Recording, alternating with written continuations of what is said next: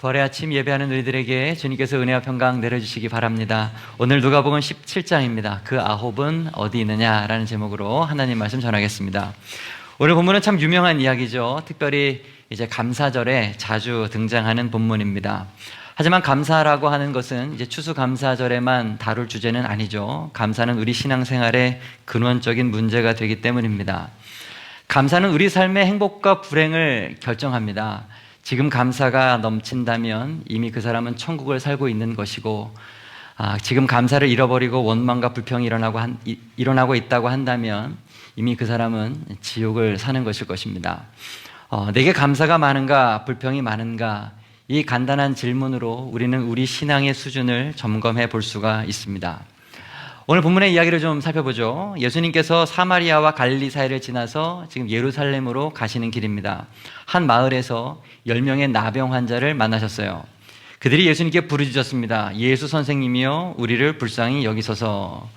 예수님은 그들의 요청에 즉각적으로 응답을 하시죠. 가서 제사장들에게 너희 몸을 보여라, 이렇게 말씀해 주셨습니다. 제사장에게 가라고 하는 것은 치유됐다는 것을 의미하는 것입니다. 당시 율법에 따라서 나병 환자들은 가족에서 떠나서 격리되는 삶을 살았었는데, 이 제사장들이 병 나은 것을 확인해 줄 때에만 가정으로, 가족들의 품으로 다시 돌아갈 수 있었기 때문에 그런 것이죠. 근데 예수님이 지금 제사장에게 가라라고 명령하실 그 순간에는 그들의 나병이 아직 온전히 나은 것은 아니었어요. 그죠? 여전히 몸에는 나병이 있는 그런 상태인데 예수님은 그 사람들에게, 그저 제사장들에게 가라라고 말씀을 하시는 것입니다. 10명의 나병 환자가 그 말씀을 듣고 가는 거예요. 제사장에게 갑니다. 이것으로 봐서 그들에게는 그만큼의 믿음은 있었다는 것은 이미 알 수가 있어요. 그죠? 순종하는 마음이 있었으니까, 갔으니까 말이죠. 그리고 정말로 그렇게 제사장에게 가는 길에 그들의 더러운 나병이 깨끗함을 입었습니다. 14절 하반절이죠. 그들이 가다가 깨끗함을 받은지라. 가다가 깨끗함을 받았다. 이제 중요한 것은 지금부터죠. 10명이 다 나았는데 10명 가운데 오직 한 명만이 예수님께 돌아왔고 감사의 마음을 표한 것입니다. 다른 9명은 각각 어디론가 가버렸어요. 예수님께서 그래서 조금 서운하셨던 것 같아요. 감사하러 온 그 사람한테 질문을 하십니다. 17절이죠. 예수께서 대답하여 이르시되 10사람이 다 깨끗함을 받지 아니하였느냐? 그 9은 어디 있느냐? 그러고 나서 주님께서는 그 사람의 믿음을 인정해 주시고 그에게 구원까지도 선언해 주신 것이 오늘 본문의 이야기입니다. 오늘 본문에서 우리는 몇 가지 감사의 특징에 대해서 발견을 할 수가 있어요. 이러한 특징들이 오늘 나에게 있는가 좀 가만히 우리의 속마음을 좀 돌아볼 수 있는 그런 아침이 되기를 바랍니다. 첫째로 여러분들과 함께 나누고 싶은 것은 감사의 희귀성입니다. 치유를 받은 사람은 10명이었는데 지금 그 중에 단 한 사람만, 딱 한 명만 주님께 돌아와서 감사하지 않았습니까? 여러분, 나병이라고 하는 것은 일반적인 질병과 다른 좀 심각한 질병입니다. 하나님께 저주받은 병이라고 당시 사람들은 다 여겼던 병이었고요. 공동체로부터 완전히 격리되어야 했던 끔찍한 질병이었습니다. 차라리 죽는 것이 나은 그런 질병, 이게 바로 나병이라는 병의 정체였어요. 자, 이런 나병으로부터 근데 그들이 10명이 다 고침을 받은 거예요. 그러면 당연히 우리는 어떤 생각을 합니까? 예수님께 돌아가서 감사하는 것이 당연한 거 아니겠습니까?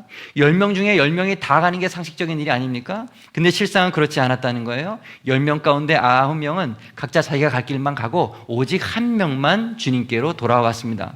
여기서 우리는 인간의 보편적인 심성이 무엇인가에 대해서 알게 됩니다. 여러분, 인간이라고 하는 것은 감사치 않는 존재들이에요. 인정하고 싶지 않지만 이것이 우리 보통 인간의 모습이에요. 디모데후서 3장 말씀을 보면 말세에 고통하는 때에 시대의 특징들이 쭉 열거되어 있습니다. 디모데후서 3장 2절, 사람들이 자기를 사랑하며 돈을 사랑하며 자랑하며 교만하며 비방하며 부모를 거역하며 감사하지 아니하며 거룩하지 아니하며. 말세의 특징 가운데 하나가 뭐냐 하면 감사하지 않는다라고 말하고 있는 것입니다.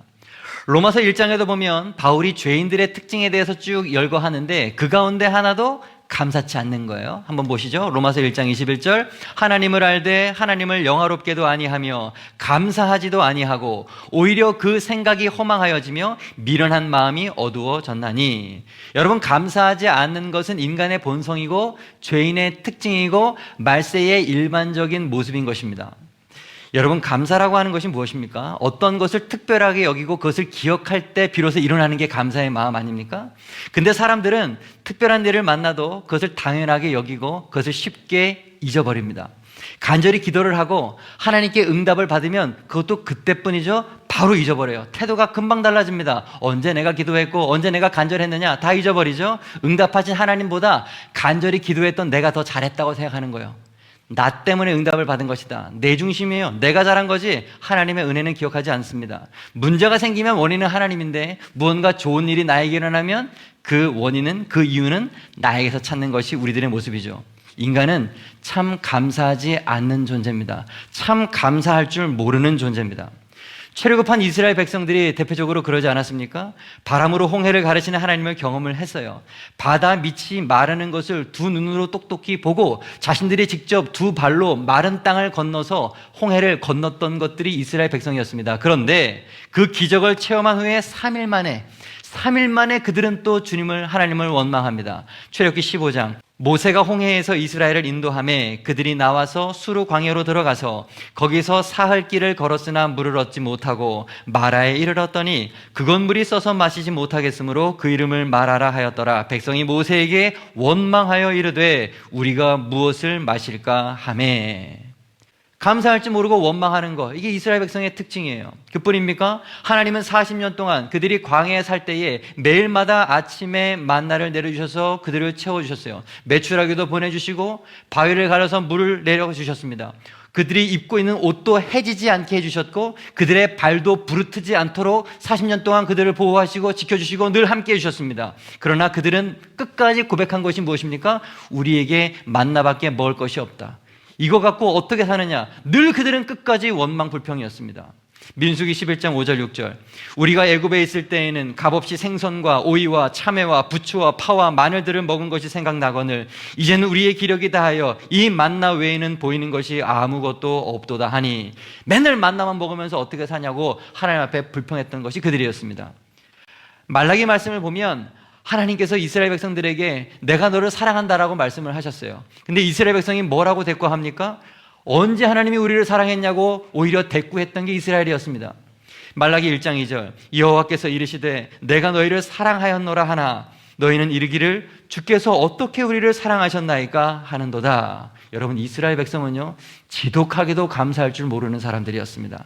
그들은 하나님께 더 많은 것을 달라고 늘 요구했지만 은혜가 부족했던 것이 아니죠. 감사가 부족했던 거예요.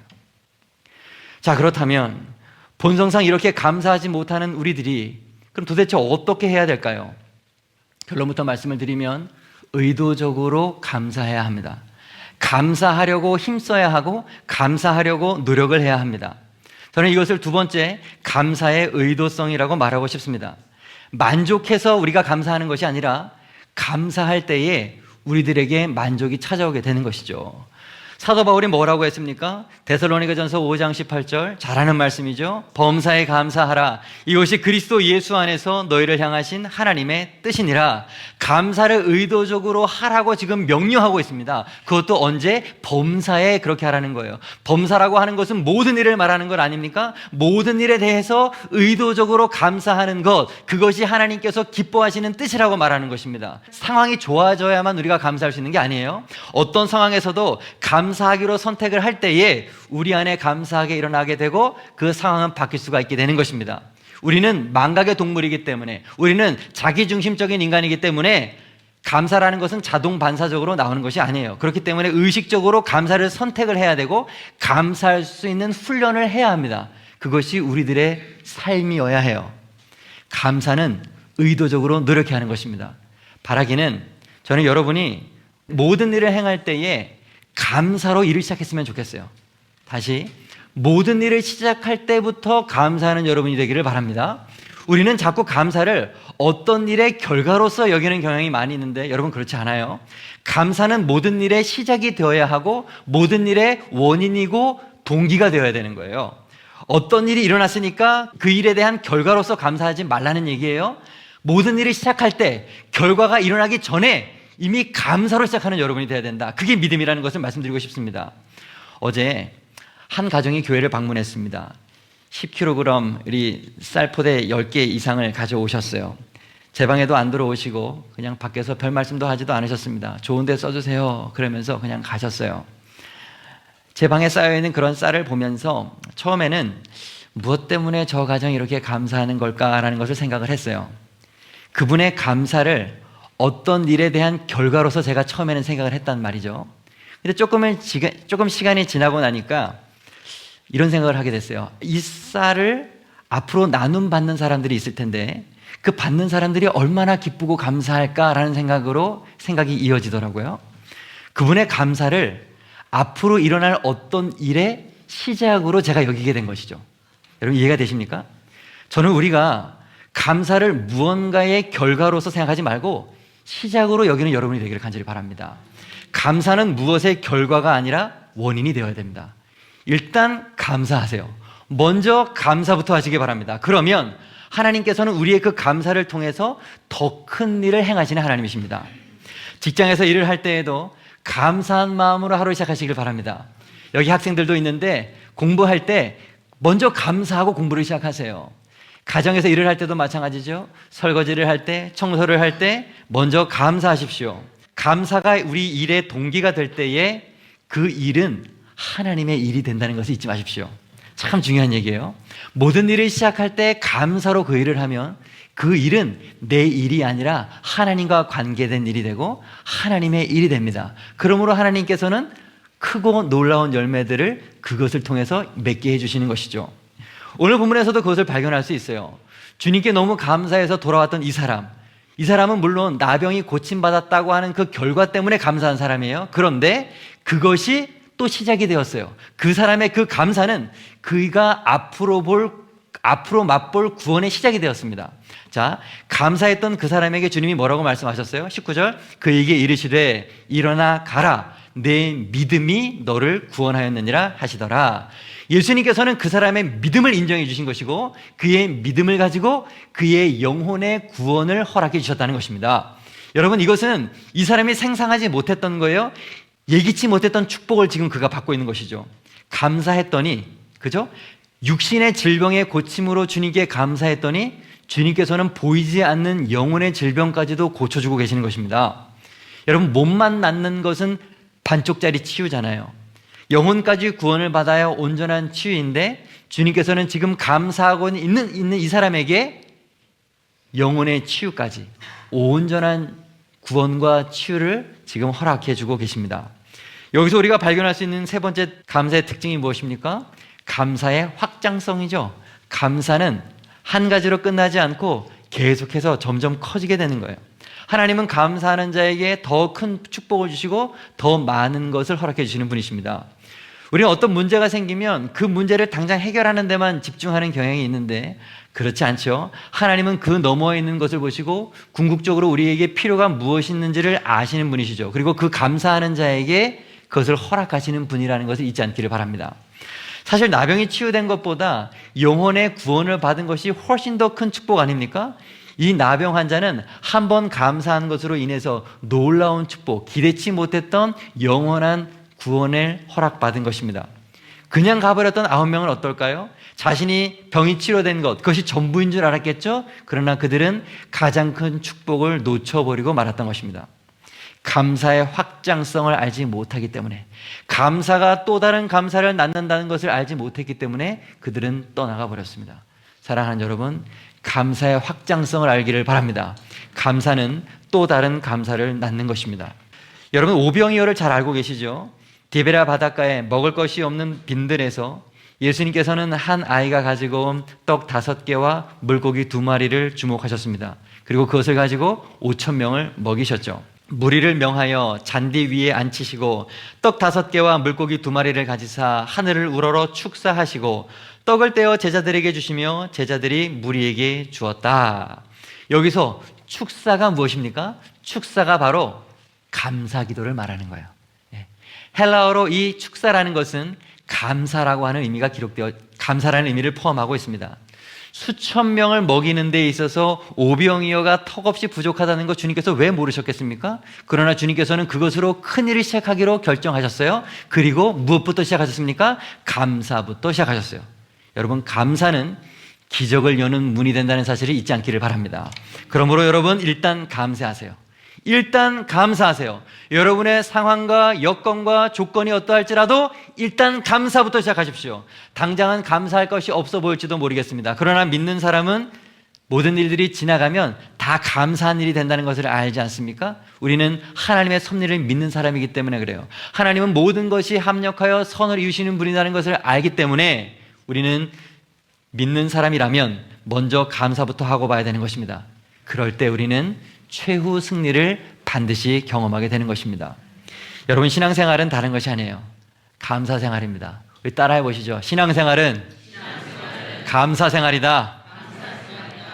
감사생활이 없는 신앙생활은 존재할 수가 없어요. 우리의 신앙은 감사로 시작해서 감사로 맞춰져야 됩니다. 이것이 바로 범사에 감사한다는 의미예요. 범사에 감사하는 삶을 살아보십시오. 내 몸과 내 영혼을 짓누르고 있던 수많은 것으로부터 진정한 자유가 무엇인지를 경험하게 될 것입니다. 감사하는 순간 내 안에 만족이 찾아오게 됩니다. 감사할 때 내 안에 가득 찬 탐욕이 다 사라지게 되고 이 세상이 줄 수 없는 진정한 평안이 무엇인지를 경험하게 될 것입니다. 우리가 작은 감사로 하나님께 반응할 때 하나님께서는 큰 축복으로 우리들에게 역사하여 주실 것입니다. 요즘 우리는 풍요의 시대를 살아가고 있습니다. 부족한 것이 없는 시대죠. 그런데 문제는 뭡니까? 이전보다 더 원망이 많아졌고 더 불평이 많아졌다라고 하는 것입니다. 왜 그럴까요? 우리 안에 욕망이 더 커졌기 때문에 그런 것입니다. 마지막 때 악한 마귀가 하는 일이 바로 그것이죠. 우리 안에 있는 욕망을 부추기고 우리에게 감사가 사라지게 하는 것입니다. 원망과 불평을 하게 하고 자기 중심적인 삶을 살게 하는 것, 마귀가 우리들에게 원하는 삶이죠. 여러분, 우리는 없어서 감사하지 못하는 것이 아니라 오늘날 너무 많은 것을 가지고 있기 때문에 감사하지 못하는 것은 아닐까요? 오늘 추수감사주의를 맞으면서 그저 감사를 많은 신앙의 덕목 가운데 하나로 그냥 알고 지나치지 않기를 바랍니다. 감사는요, 영적인 삶의 핵심 가운데 핵심이에요. 감사가 있으면 그 사람은 영적으로 건강한 사람이고, 지금 내 안에 감사가 그치고 원망과 불신, 불평이 가득하다면 그 사람은 영적으로 건강하지 못한 것입니다. 감사를 놓치면 모든 것을 잃어요. 감사가 있어야 신앙생활이 기쁘고 감사가 있어야 신앙생활에 생명력이 있는 것입니다. 잊지 마세요. 우리 안에 감사가 식어지잖아요. 그러면 그 빈자리에는 반드시 원망과 불평이 밀려 들어와요. 감사를 잊지 않기를 바랍니다. 그래서 감사는 단순한 마음가짐의 문제가 아니라 영적인 문제예요. 감사는 곧 영성입니다. 그래서 네 번째로 말씀드리고 싶은 거예요. 감사는 영성이다. 지금 내 삶에 감사가 많으면 영적으로 건강한 것, 감사가 식어지고 불평과 원망이 많으면 영적으로 아픈 것. 감사는 성도의 영성을 점검하는 척도가 됩니다. 감사는 성도의 영적 바로미터라는 것을 잊지 않기를 바랍니다. 놀라운 것은 오늘 본문에서 주님께 돌아와서 감사했던 이 사람은 사마리아 사람이었습니다. 그래서 주님이 의아해서 질문을 하셨어요. 18절, 이 이방인 외에 하나님께 영광을 돌리러 온 자가 없느냐? 다른 사람보다 더 큰 은혜를 입었던 그 유대인들은 다 어디 가고 너 이방인이 지금 여기 와 있느냐? 은혜에 비껴간 것처럼 여기는 사람이 와서 지금 감사하고 있는 거 아닙니까? 여기 또 감사의 의외성도 볼 수 있잖아요. 그죠? 기대치 않은 사람이 와서 감사하고 있다. 학교 선생님들이 그런 얘기를 많이 하더라고요. 나중에 찾아오는 학생은 모범생이 아니라 문제하다. 맨날 의도 터지고 혼나고 그런 사람들이 쫓아와가지고 선생님 감사해요. 늘 그런 얘기를 한다 그래요. 참 신기하죠? 감사할 것 같은 사람은 잘 감사하지 않아요. 그런데 의외의 사람이 감사를 하는 것입니다. 감사란 그런 것입니다. 잘 이해되지 않는 것이에요. 우리는 내가 무언가를 받으면 감사를 잘할 것 같은데 사실 그렇지 않아요. 내가 베풀고 나눠주는 그런 사람, 그 사람에게 감사는 더 찾아오게 되는 것입니다. 여러분은 어떻습니까? 감사하는 의외의 성도가 되기를 바랍니다. 주님께서 의외로 여기셨던 이 사마리아 사람처럼 의외의 감사하는 사람, 아니 네가 이렇게 감사할 줄 알았니? 주님께서 그런 말씀하시기를 바랍니다. 그래서 어제보다 오늘이, 오늘보다 내일이 더 날로 감사할 것이 많아지는 복된 성도가 되기를 주님의 이름으로 축복합니다. 오늘 말씀 정리합니다. 그 아홉은 어디 있느냐? 첫째, 감사의 희귀성에 대해서 말씀을 드렸죠. 인간은 감사하지 않습니다. 두 번째, 감사의 의도성을 말씀을 드렸어요.